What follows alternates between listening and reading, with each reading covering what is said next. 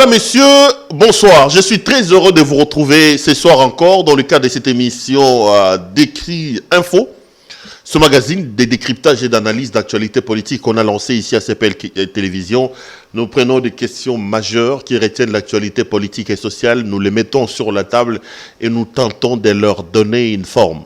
D'où d'ailleurs le concept ou le slogan évocateur de cette émission, lorsque nous disons que les décrits actu ou les décrits info, c'est les tempos de l'actualité selon notre feeling. Ce feeling-là n'est pas du tout une parole d'évangile. Nous ne disons pas que ce que nous on raconte ici est une parole d'évangile. Je ne suis pas un prophète pour que vous puissiez dire oui et amen à ce que j'ai dit. J'ai soumis mes propos, mes arguments aux intempéries de vos critiques et de vos remarques, car je reste convaincu que nous sommes en démocratie et que du choc d'idées, la lumière finit toujours par jaillir. Je suis heureux de vous retrouver après ces petits, pas petits, un long moment quand même d'absence. Une absence peut-être aussi indépendante à ma propre bonne volonté, parce que je n'étais pas à Kinshasa. Et dès là où j'étais, il était tellement difficile, faute de connexions, faute de courants, de pouvoir vous servir. Je suis heureux de vous retrouver et vous aurez donc à me retrouver habituellement comme on a l'habitude de les faire. Merci pour la confiance que vous n'arrêtez de témoigner à notre chaîne. Je remarquais que les abonnements se multiplient. Vous n'arrêtez pas à vous abonner sur notre chaîne YouTube. Continuez à liker nos vidéos, à les partager comme vous avez l'habitude de les faire. Demandez à vos proches, à vos membres de famille de pouvoir s'abonner à CPL pour s'informer. Vous le savez, l'actualité politique reste dominée par cette affaire de Minembwe. Aujourd'hui, les amis, je voudrais qu'on parle un peu de la situation à Minembwe. Qu'est-ce qui s'est passé exactement? Les enjeux, on prendra les décisions des uns et des autres et on tentera un peu de faire un focus et de donner la lumière selon nous, parce que c'est les tempos de l'actu selon notre feeling, et nous tenterons de donner la lumière par rapport à ça. Minembwe banego epelisi moto. Nanya lobiboye, nanya keiboye, situation Minembwe epelisi moto. On tentera donc justement de parler de la situation de Minembwe selon nous. Les amis, Minembwe c'est à la fois une situation que nous devons prendre très très au sérieux. Une situation qui renvoie non seulement à l'équilibre de notre pays, qui touche également à la sensibilité de notre souveraineté et de notre volonté de vivre ensemble, c'est-à-dire la nation. Mais Minembwe, c'est aussi l'enjeu par rapport non seulement à la souveraineté, mais à la question de garder le pays dans son intégralité et dans ses frontières héritées des colonisateurs. De quoi s'agit-il exactement? Nous sommes vers les années 2017-2018. Mozito va prendre un décret. Adolphe Mozito, à l'époque, Premier ministre, il prend un décret pour la nouvelle structuration des ETD, donc des entités territoriales décentralisées. Il crée de nouvelles villes. Il crée de nouvelles communes. En fait, ainsi que la Constitution lui permettait, parce que la Constitution, quand vous lisez au début, là, je crois que c'est l'article 4 ou 10, si ma mémoire ne me trahit pas, donne la possibilité aux autorités de pouvoir créer de nouvelles ETD, des entités territoriales décentralisées.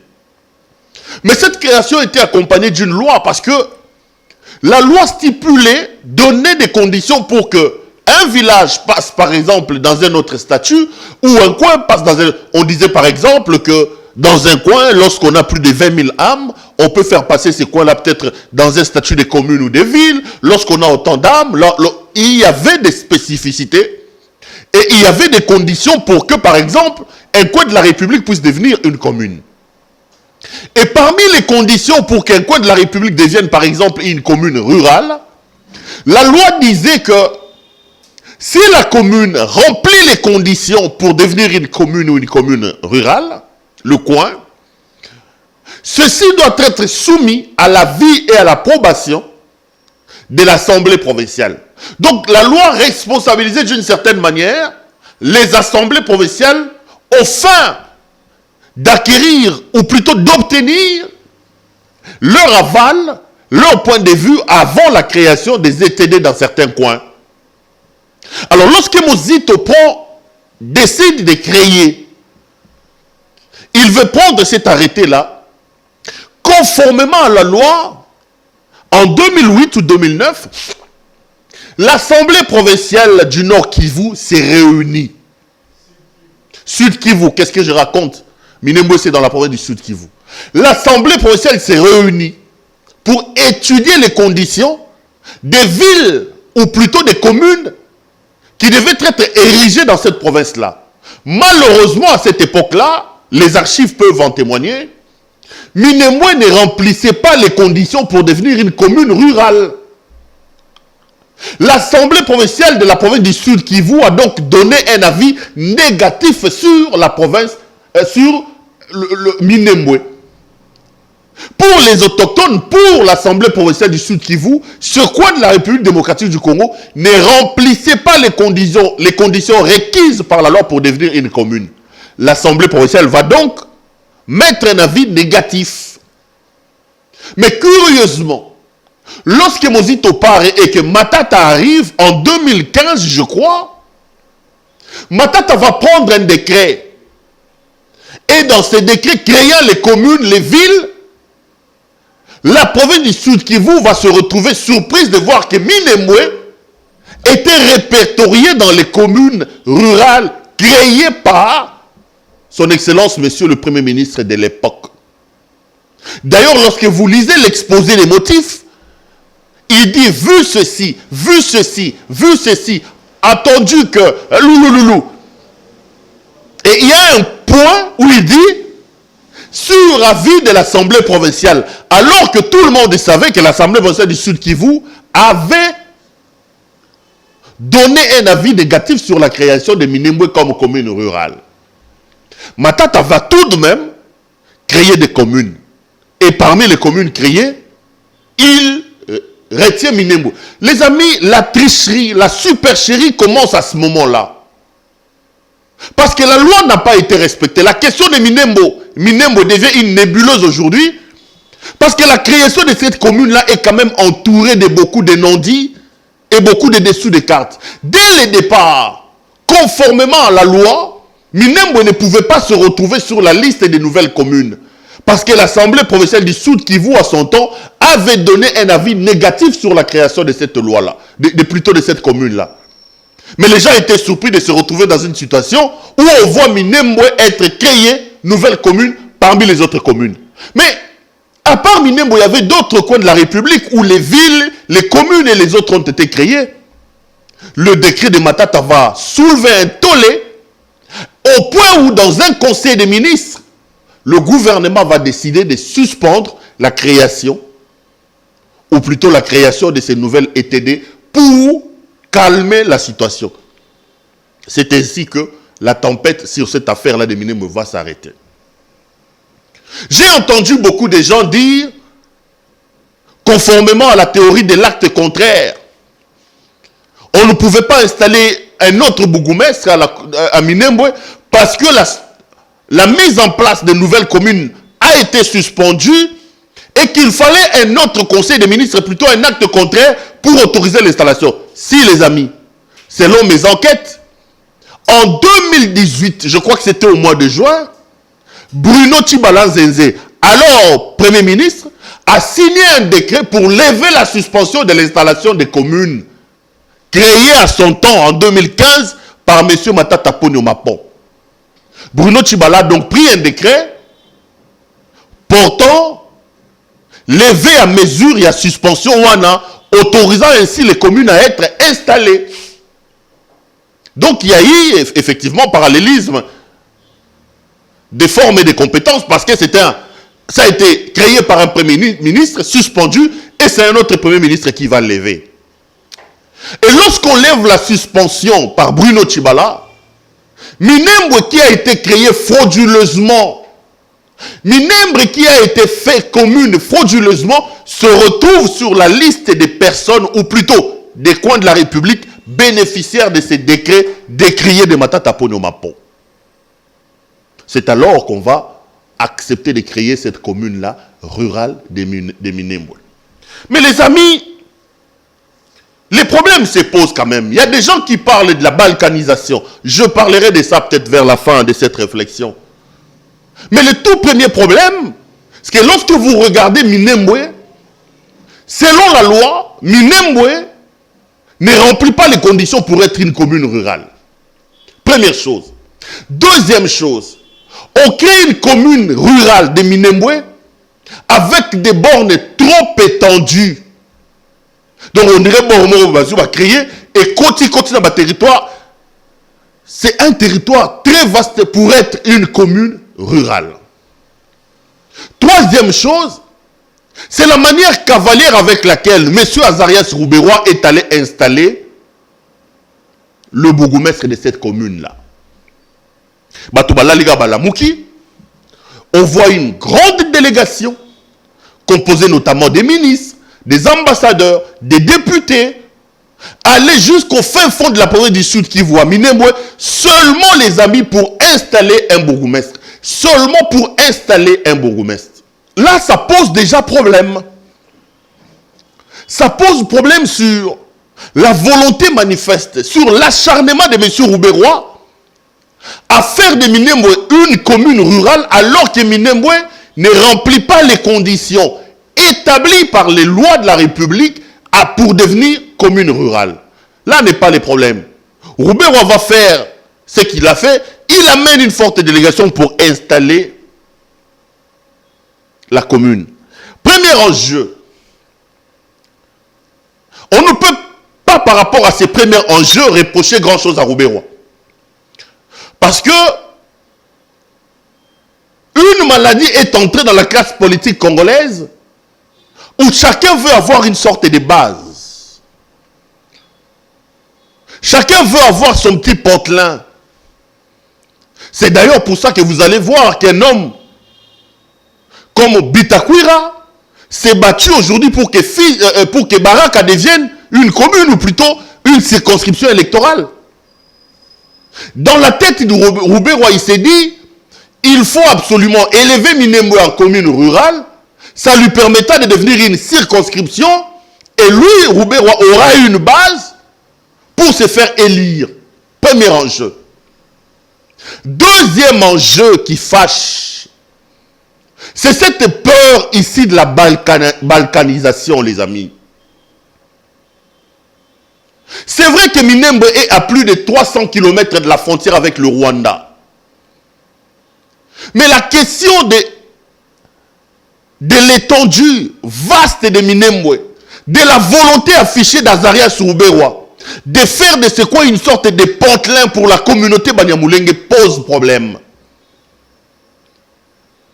Lorsqu'on sait l'histoire, lorsqu'on sait les conceptions que les uns et les autres se font sur la communauté Banyamulenge, lorsqu'on sait que dans notre histoire la plus récente ici, les Congolais ont encore des plaies qui saignent, les amis, infligées par le Rwanda.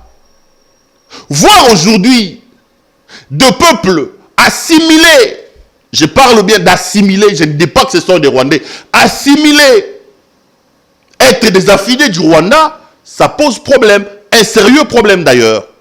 Ceci me permet de vous dire une chose. Dans ce pays, nous avons accueilli beaucoup de peuples. Le Congolais est réputé être un peuple hospitalier, gentil. Qui pouvait imaginer qu'un monsieur comme Eduardo Santos a étudié, il a vécu ici chez nous? Les fameux Karegeya, Vincent Karegeya, l'ambassadeur rwandais qui nous nargue et qui a refusé, qui a relativisé le massacre de Kassindi. Il parle nos langues nationales parce qu'il a étudié ici. Nous étions ici, nos amis, avec nos amis angolais. Comment on les appelait d'ailleurs? Le nom va revenir. Beaucoup, les Bazombo, voilà. Beaucoup s'étaient réfugiés dans notre pays. Mais nullement les Bazombo ont revendiqué des terres en RDC. Jamais de leur histoire, les Bazombo se sont dit être des Congolais. D'ailleurs, lorsque Savimbi est décédé et que l'Angola a retrouvé sa paix, la plupart des Bazombo sont rentrés chez eux et ils sont installés calmement en Angola. Ne nous voilons pas la face, les amis. Quand vous lisez l'histoire des peuples ici en RDC, le Congo n'a jamais eu une ethnie qui s'appelle les Banyamulenge. Au départ, les Banyamulenge n'étaient pas congolais. Mais aujourd'hui, Lorsque Mobutu a décidé à son temps, influencé par son directeur de cabinet Manyamulenge qui s'appelait Bisengimana, de leur donner la nationalité de manière collective, aujourd'hui on ne peut pas dénier la nationalité congolaise au Banyamulenge. Ils sont congolais. Mais le problème avec nos frères Banyamulenge, c'est leurs élans conquérants qu'ils ont. Ils se disent être des Congolais, mais ils ont, dans leur comportement, ils donnent des attitudes d'un peuple qui vient conquérir un pays, qui vient conquérir un espace. Ils ne se contentent pas seulement de ce statut des Congolais qu'ils ont reçus par Mobutu. Ils ont du mal à s'intégrer, nos compatriotes Banyamulenge. Les amis, que vous le vouliez ou pas, à l'heure actuelle, on ne peut plus refuser à ces gens-là la nationalité congolaise. Les Banyamulenge sont bel et bien des Congolais. Si on dénie la nationalité congolaise aux Banyamulenge, les amis, on va mettre les pays en déliquescence. Et là, on va faire les jeux du Rwanda et de certains caciques de la communauté Banyamulenge. Leur nier la nationalité congolaise, c'est mettre de l'eau dans le moulin des gens qui veulent la balkanisation de ce pays. Parce que si vous dites que les Banyamulenge ne sont pas congolais, vous leur donnez un argument. Ils jouent à la victimisation, ces gens-là. Ils vont crier sous tous les toits du monde, voici, nous sommes un peuple brimé, un peuple rejeté. Ils vont faire de leur situation comme les Rohingyas en Birmanie. Et vous savez par exemple qu'en Birmanie, la junte qui est là au pouvoir est forte, au point où malgré la situation des Rohingyas, la Birmanie est restée un et indivisible. Mais ici, la plupart de nos coins dans l'Est de la République démocratique du Congo sont des coins incontrôlés qui ne sauront pas résister au lobbying des Banyamulenge. Refuser à ces gens-là la nationalité congolaise, les amis, c'est mettre les pays en danger. Parce qu'ils vont utiliser ça contre nous. Ils vont utiliser cet argument contre la République. Ils vont se dire qu'ils sont apatrides. Ils vont crier sur tous les toits ici. Et ils vont se battre au travers de leur lobbying pour officialiser la demande de terre. Pour avoir ce qu'on appelle, ce que d'autres salons appellent une sorte de Tutsiland. Ce sont des Congolais, mais on ne comprend pas. Le Congo a plus de 400 ethnies et tribus.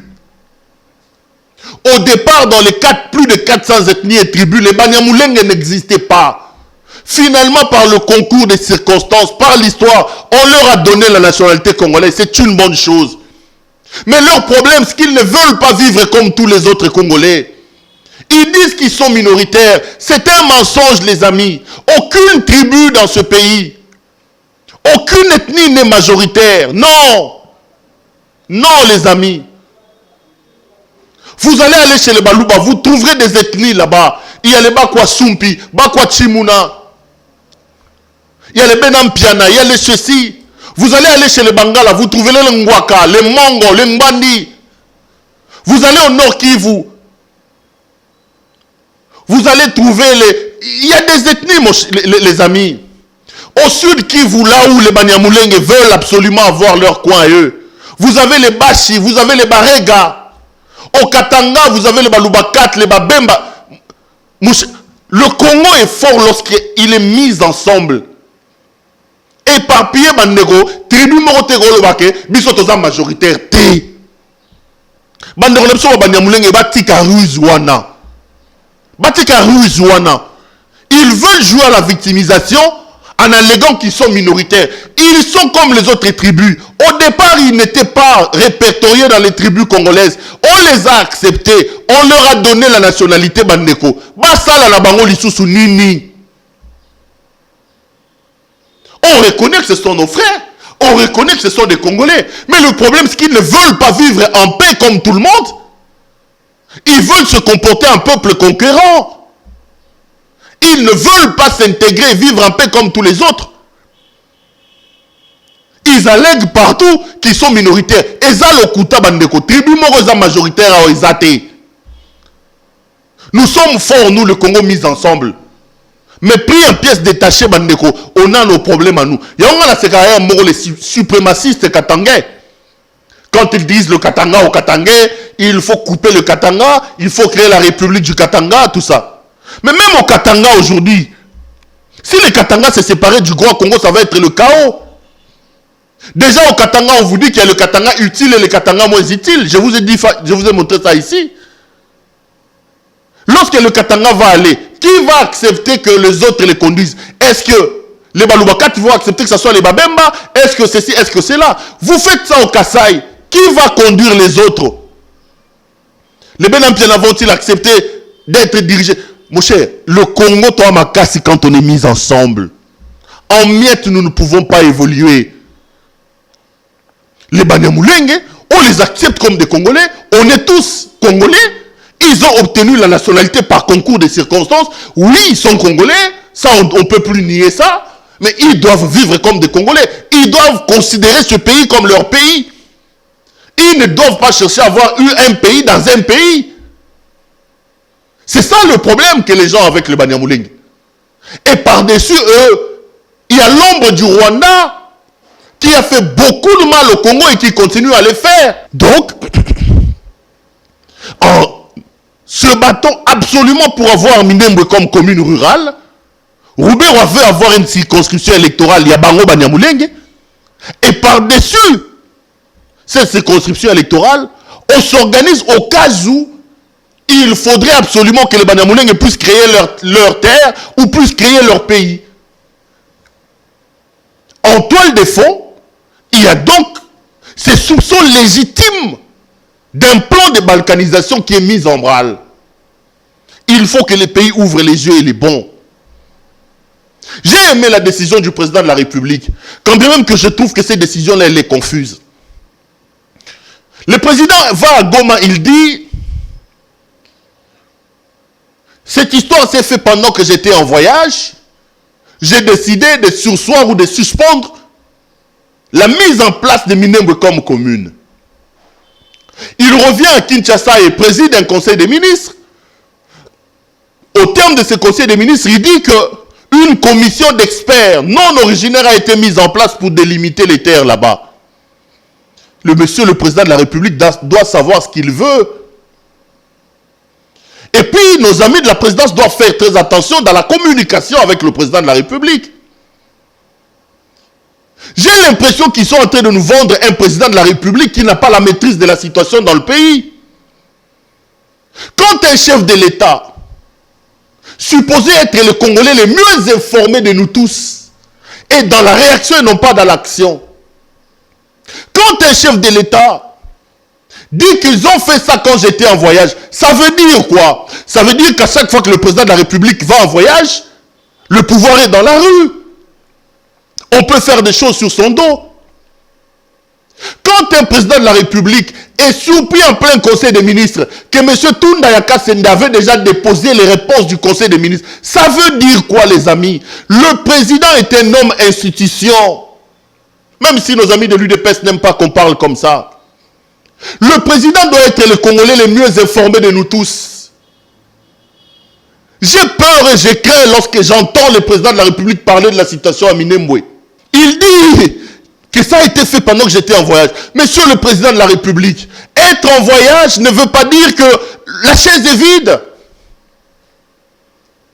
Le président est le commandant suprême des forces armées de la RDC. Le président a des fonds secrets de recherche dans son cabinet.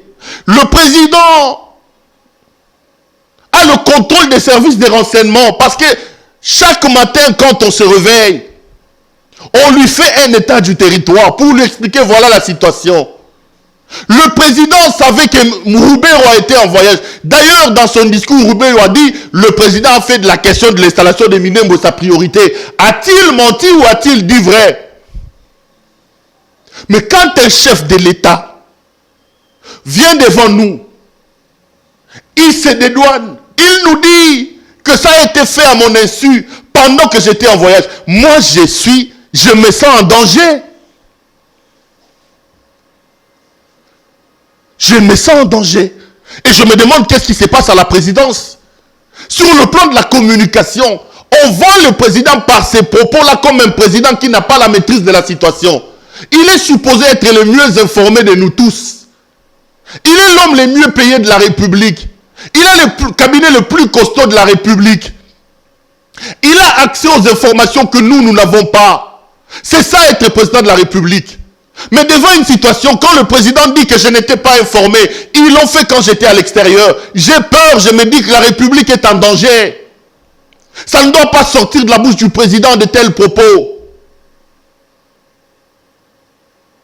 Le président reconnaît implicitement qu'il n'a pas la maîtrise de la situation. En nous disant ça, le président veut nous dire qu'il y a des choses qui se font derrière son dos, qu'il ne contrôle pas, qu'il ne connaît pas. Le pays est en danger. Avoir un président qui dit ça, c'est nous exposer, monsieur de la présidence. J'ai lu ce matin sur Facebook la très distinguée première dame Denise Dekero, qui était dans le Bas-Congo. Son service de communication a fait un travail excellent. Il y a des petits morceaux de 2 minutes de non-comètes qui larguent dans les réseaux sociaux. Et ce matin, je lisais quelqu'un sur Facebook dire il faut que le même service de communication qui accompagne l'épouse accompagne aussi l'époux, qui est le chef de l'État. On a l'impression qu'autour de la première dame, les choses sont mieux structurées. La communication fonctionne mieux que chez le président de la République. Comment le président peut dire ça? À chaque incident, à chaque soulèvement, à chaque problème, on aura un président de la République qui va se dédouaner, qui va vous dire ce n'est pas moi, je n'étais pas au courant, ils l'ont fait derrière mon dos. Et pour rassurer, dans l'objectif de rassurer un peuple, ça c'est un discours qui ne devait pas sortir de la bouche du président de la République. Le président dit qu'il n'était pas au courant. Il décide de surseoir. Moi je ne comprends pas. Il a suspendu, il a demandé de surseoir, il a annulé, je ne comprends pas. Et par-dessus tout, le Conseil des ministres décide de la mise en place d'une équipe d'experts non originaires pour aller limiter quoi, les amis? Le problème, c'est Minembwe. Minembwe ne remplit pas les conditions pour être une commune rurale. Je vous ai dit, en élevant Minembwe au rang des communes rurales, on avait violé la loi Le Gard. Quand on nous dit qu'ils ont mis en place une équipe d'experts non originaires, quelle est la mission de cette équipe-là? Pourquoi le président n'a-t-il pas pris son courage à bras-le-corps, a pris la situation à bras-le-corps, en demandant au Premier ministre d'annuler carrément ces décrets-là? Quand il dit qu'il a suspendu, il suspend pour les remettre plus tard? Je ne comprends absolument rien. Il y a une sorte de cacophonie autour de la décision du président sur la question des Minembwe. C'est une question sensible qui touche à l'âme congolaise qui habite à l'intérieur de la plupart de nous tous. C'est une question qu'il faut gérer avec beaucoup de délicatesse. C'est une question de fierté et du nationalisme. C'est une question qui remet le couteau dans les plaies parce que par-dessus tout, il y a l'ombre du Rwanda dans ça. Ces pays que Mobutu avait fait aligner et que Kabila a ramené ici chez nous, ce pays qui nous fait du mal, un petit pays aujourd'hui qui donne l'impression de mater le Grand Congo. Un pays par lequel le massacre le plus odieux se sont déroulés chez nous. On parle de plus de 10 millions de morts. Toujours à cause de ces Rwandais-là. Donc lorsqu'on parle de ces questions-là, chers amis de la présidence, vous devez faire attention parce que c'est une question sensible qui touche à notre fierté en tant que peuple, qui nous touche au plus profond de nous. Laissez le président le dire avec... J'allais dire, bon, je m'abstiens de dire le mot qui me traverse la tête. Moi, ça me surprend. Le président aime bien voyager. Le corona ici va s'arrêter, il va encore peut-être répondre du voyage. Qu'est-ce que nous sommes censés comprendre? Qu'à chaque fois qu'il voyage, c'est le chaos derrière. Qu'à chaque fois qu'il voyage, c'est des coups qui doivent se passer autour de lui. Ça commence à devenir une sorte de série et c'est très dangereux pour la République. C'est très dangereux pour la communication qu'un président dise qu'il n'était pas informé. Même s'il ne l'était pas, c'est des choses qu'on ne dit pas. Minembwe, c'est une question de fierté, les amis. C'est une question qui touche à l'âme du Congolais. C'est une question de fierté nationale de ce pays qui a été meurtri, ballotté à gauche, à droite par le Rwanda. Et cette question doit être traitée avec beaucoup de délicatesse. Minembwe nous appartient, les amis. Mais ce qui arrive aussi par rapport à Minembwe, ça c'est très important de l'épingler. Nous arrivons à ce genre de situation à cause de l'absence de l'autorité de l'État. C'est des coins où l'État ne réussit pas à imposer son autorité. C'est des coins où pullulent des groupes armés qui font la loi. C'est des coins où l'État dans ses missions régaliennes n'existe plus. L'arrivée de l'AFDEL et les 18 ans du régime de triste mémoire de Joseph Kabila ont fait que l'Est de la République est devenu une poudrière. C'est devenu des zones incontrôlées. Notre responsabilité en tant que peuple et la responsabilité de ceux qui nous dirigent, c'est d'asseoir l'autorité de l'État dans tous ces coins-là. C'est de faire que l'État assure ses missions régaliennes dans ces coins-là. Aussi longtemps que l'État va se pointer aux abonnés absents dans ces parties de l'Est, ces soubresauts de balkanisation, ces soubresauts de problèmes existeront toujours.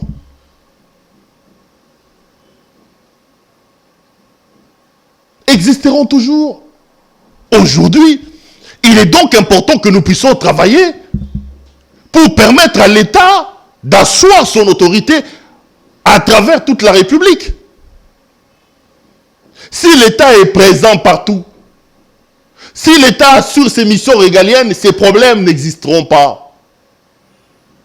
Mais lorsque des peuples, des coins entiers de la République se sentent abandonnés par les autorités, par l'État, abandonnés à la merci des groupes armés qui viennent, qui pillent, qui tuent et qui violent, ces situations-là ne s'arrêteront jamais, les amis. Je voudrais résumer ce que j'ai dit. Je vous ai planté les décors sur l'état des lieux de Minembwe. J'ai dit que c'est un coin reculé de la province du Sud Kivu, qui a bénéficié d'un décret frauduleux. Je parle du décret frauduleux. Pourquoi? Parce que Minembwe ne réunissait pas le congrès pour être les conditions pour être élevé en commune rurale. J'ai soulevé une seule question sur les conditions. La loi disait que pour qu'un coin soit élevé au rang des communes rurales, il faut avoir un avis positif de l'Assemblée provinciale. Or, sur le cas de Minembwe, en 2019, l'Assemblée provinciale du Sud Kivu avait donné un avis non conforme, un avis négatif sur sa création. Et les Sud Kivusiens étaient surpris de voir qu'en 2015, lorsque Matata signe son décret créant de nouvelles ETD, des entités territoriales décentralisées, ils ont été surpris de voir Minembwe être incorporé. C'est une commune qui n'a pas de limites, qui empiète dans les autres territoires. Nous disons que l'enjeu pour nos amis Banyamulenge, c'est d'avoir une circonscription électorale et par-dessus tout de préparer une balkanisation. C'est là que nous avons dit les Banyamulenge sont bel et bien des Congolais. Mais ils doivent vivre comme des Congolais. Ils doivent arrêter de se victimiser avec des discours de minorité. Non. Au Congo, il n'y a pas une tribu majoritaire. Nous sommes tous minoritaires. Nous sommes forts mis ensemble. Les Banyamulenge au départ n'étaient pas congolais. Sur les tribus et ethnies retenues au Congo, il n'y avait pas de Banyamulenge. Mais les concours de circonstances ont fait qu'aujourd'hui, nos frères sont des Congolais. Mobutu leur a donné une nationalité collective avec son ordonnance présidentielle. On accepte ça. Mais eux aussi doivent accepter que vous êtes Congolais, vivez comme des Congolais. Pourquoi vivre comme un peuple à part dans un pays et avoir des élans d'avoir un territoire propre à eux? C'est là que ça crée des climats de suspicion. Et je me suis étonné finalement de la confusion qui caractérise les décisions que la présidence de la République veut prendre. Lorsqu'on laisse le président de la République dire que la décision a été prise pendant que j'étais là, on veut vendre le président comme quelqu'un qui n'a pas la maîtrise de la situation. C'est très dangereux ça. Le président est supposé être le Congolais le mieux informé de nous tous. Il est supposé être le Congolais le mieux informé de nous tous. Laisser le président dire ça, c'est nous mettre en insécurité. C'est le vendre mal. Et quand il dit, il va demander l'annulation, certaines personnes parlent de la sous-séance. Maintenant, au Conseil des ministres, on dit mise en place d'une commission. C'est la cacophonie, on ne comprend pas ce que la présidence de la République veut exactement. Une vraie cacophonie, on se demande, ils veulent nous amener où? Et j'insiste que ce genre de situation arrive parce que l'État est démissionnaire dans plusieurs coins de la République. Nous avons un État fragile. Nous avons des coins entiers où l'autorité de l'État n'existe plus, où l'État n'arrive plus à assumer ses fonctions régaliennes. C'est notre responsabilité que de faire que l'État devienne fort, que d'implanter l'autorité partout. Sinon, aujourd'hui c'est Minembwe, demain ça sera Kabulangoma. Après, ça va être moins qu'à. Après, on va nous prendre ce pays. Et ça confirmera ce que j'ai dit souvent avec amertume et pleurs, que nous avons la chance d'avoir le Congo comme pays. Mais le Congo a la malchance de nous avoir comme peuple. Les amis, j'ai été heureux de vous présenter cette émission. Je l'essaierai également en vous retrouvant lors d'un prochain numéro. Je vous dis grand merci de nous avoir suivis. Et vous prie très sincèrement de très bien prendre soin de vous, car vous le savez bien que chaque jour compte et que chaque jour est une vie. Bonsoir chez vous.